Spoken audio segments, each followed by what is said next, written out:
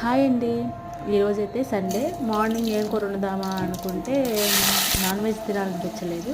సరే ఎగ్ టమాటా వండుదామని మంచిగా 4 ఎగ్స్ అయితే బాయిల్ చేశాను. ముందుగా కళాయి పెట్టుకొని అందులో కొంచెం ఆయిల్ వేసుకొని పోపు దినుసులు వేసుకోవాలి. అవి మంచిగా వేగిన తర్వాత సన్నగా కట్ చేసుకున్నటువంటి ఆనియన్స్ వేసి మంచిగా ఫ్రై చేయాలి.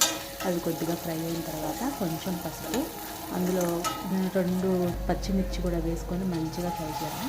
ఈ మంచిగా ఫ్రై అయిన తర్వాత మనం చిన్న చిన్న ముక్కలుగా కట్ చేసుకున్నటువంటి ఒక హాఫ్ కేజీ టమాటాలు కూడా వేసుకొని దాంట్లో రుచికి సరిపడా ఉప్పు వేసుకొని మంచిగా కలుపుకోవాలి. ఇట్లా కలుపుకొని మనం మొదలుపెట్టేసి సిమ్లో ఒక 5 మినిట్స్ మంచిగా ఉడికించుకోవాలి.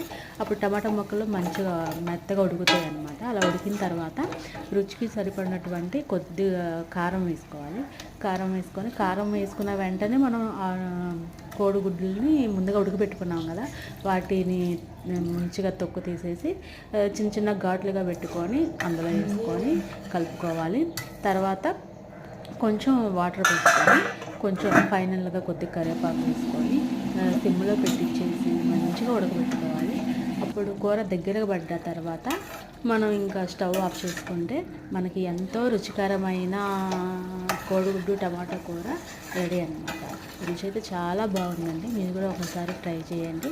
టేస్ట్ ఎలా ఉందో కామెంట్ చేయండి. Thank you very much.